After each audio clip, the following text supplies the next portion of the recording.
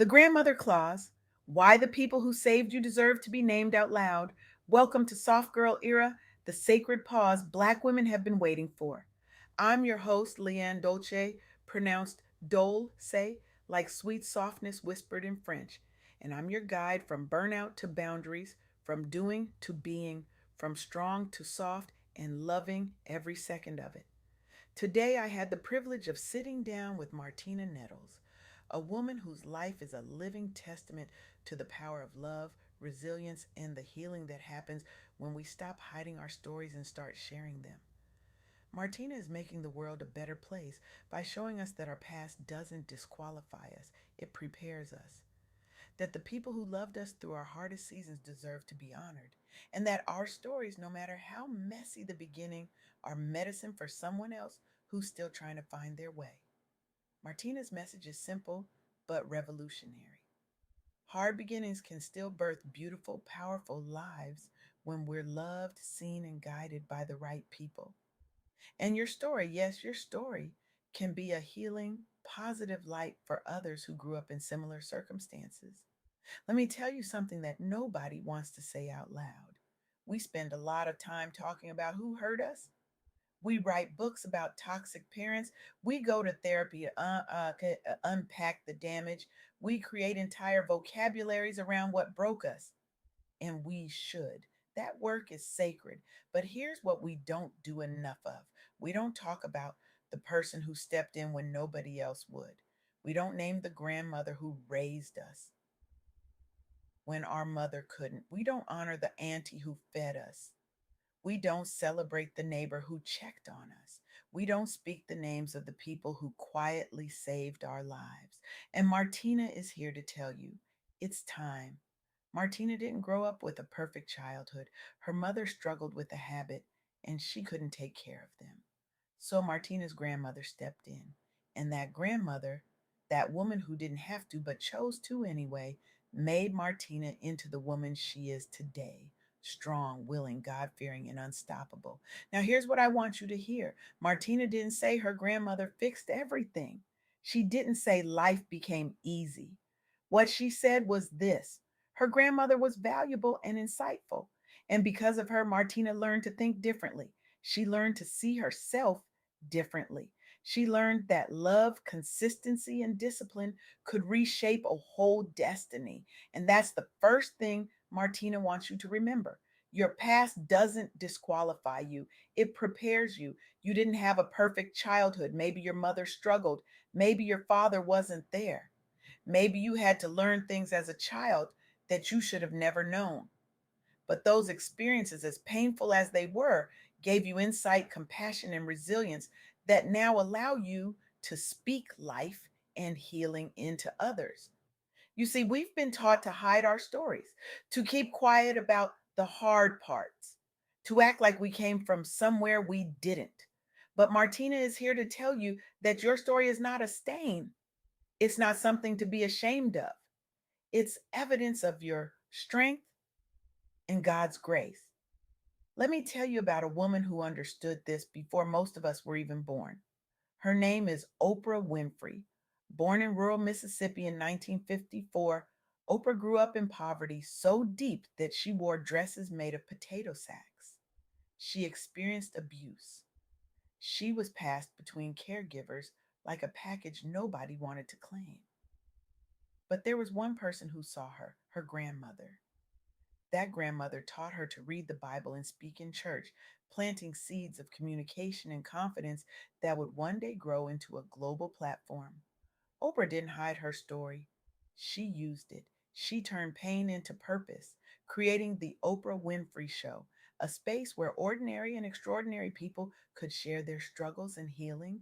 She became the first Black woman to own and produce her own talk show, built Harpo Productions and OWN, and endowed schools and scholarships for Black and disadvantaged youth. But here's the thing: Oprah didn't just become successful. She normalized conversations about trauma, therapy, spirituality, and personal growth, especially for Black audiences. She showed us that speaking openly about your story can be deeply positive and healing.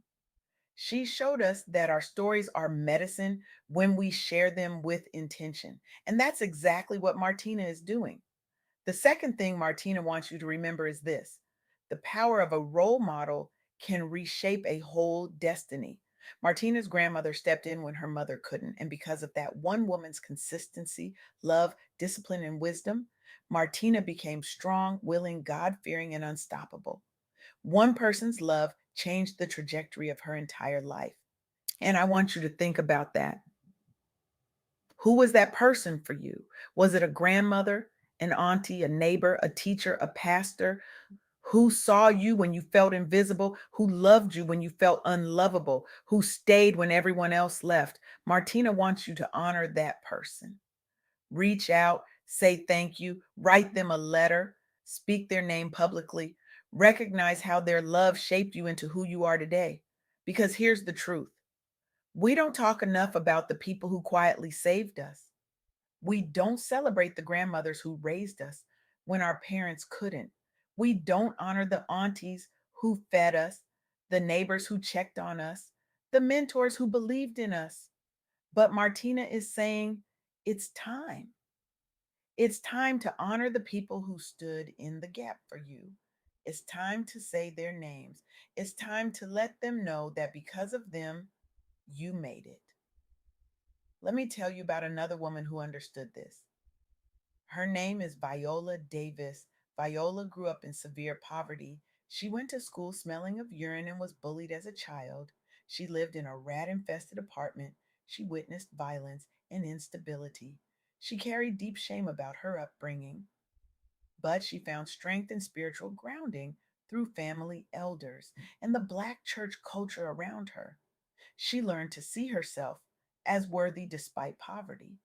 Viola used acting as a way to give voice to the voiceless and to heal parts of herself.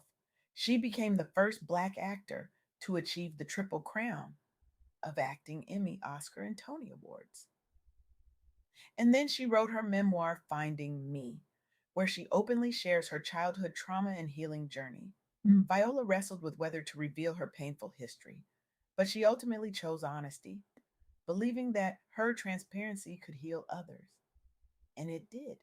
Her memoir became a bestseller and a powerful tool for readers dealing with similar childhood wounds. Viola's story shows us that honest, loving, endearing storytelling about a hard childhood can be transformative for both the storyteller and the audience. And that brings me to the third thing Martina wants you to remember: your story is medicine, not a burden. Martina wants listeners, especially Black professionals, leaders, and entrepreneurs who are carrying silent childhoods, to understand that sharing your story is a healing act for you and for the people who need to hear it. You carry stories that can heal, encourage, and help others feel less alone. And that is valuable and positive in every way. But here's what we do: we hide our stories, we act like we're fine, we put on the cape and keep moving. We don't talk about the hard parts because we're afraid people will judge us, pity us, or see us differently. But Martina is saying, stop hiding your story as if it's something to be ashamed of. Take one step this week to share a piece of your truth. Journal it. Talk to a trusted friend, therapist, or spiritual leader. Record a voice note for yourself. Begin to see your story not as a stain, but as evidence of your strength and God's grace. Let me tell you about one more woman who embodies this. Her name is Dr. Thema Bryant. Dr. Bryant is a Black woman psychologist, ordained minister, and trauma expert who integrates spirituality, culture, and storytelling to help people heal from personal and collective trauma. She uses a holistic, faith informed perspective, acknowledging God, culture, and community as part of healing, not just clinical tools. As president of the American Psychological Association, Dr. Bryant has elevated conversations about racial trauma, spiritual abuse, and culturally grounded healing in mainstream psychology. She hosts podcasts and public conversations where she talks openly about trauma, resilience, and thriving, especially for Black audiences. She encourages people to tell their stories in safe, affirming spaces as a path to reclaiming power and joy. Dr. Bryant's work has helped normalize therapy and healing for Black audiences, framing it as consistent with being God fearing, strong, and unstoppable rather than a sign of weakness. She embodies Martina's desire to be God fearing and healing, using insight from hard stories to speak positivity and joy into others' lives. And that's what Martina is doing. She's using her imperfect upbringing, her grandmother's example, and her God centered strength to speak positivity, joy, and healing into the lives of others. Now, here's what Martina wants you to do differently. First, start honoring the people who quietly saved you, whether it was a grandmother, auntie, neighbor, or mentor. Reach out, say thank you, write them a letter, or speak their name publicly. Recognize how their love shaped you into who you are today. Second, stop hiding your story as if it's something to be ashamed of. Take one step this week to share a piece of your truth. Journal it, talk to a trusted friend, therapist, or spiritual leader, or record a voice note for yourself. Begin to see your story not as a stain, but as evidence of your strength and God's grace. Third, choose one healing positive action in your daily life. That might be speaking life over yourself every morning, praying intentionally, starting therapy, or mentoring one young person who reminds you of yourself. The goal is to take your pain and turn it outward as love. And here's how Martina wants you to feel. She wants you to feel seen and understood. If you had a hard childhood, a mother with a habit, or grew up with a grandmother raising you, she wants you to feel like somebody gets you. You're not strange, you're not broken. She wants you to feel hopeful and lighter. She wants you to feel that even if your start in life was messy, you can still be strong, willing, God fearing, and unstoppable. Your beginning does not cancel your calling.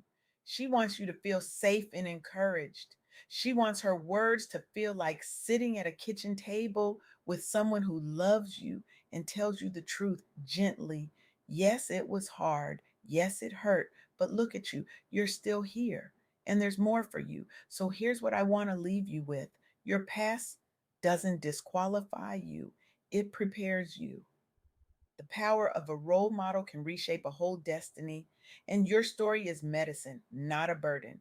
Martina Nettles is living proof that hard beginnings can still birth beautiful, powerful lives when we're loved, seen, and guided by the right people.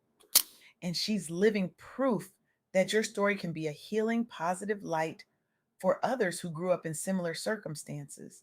So I'm challenging you before the sun sets today, before you scroll one more time, before you tell yourself it doesn't matter, I want you to do three things.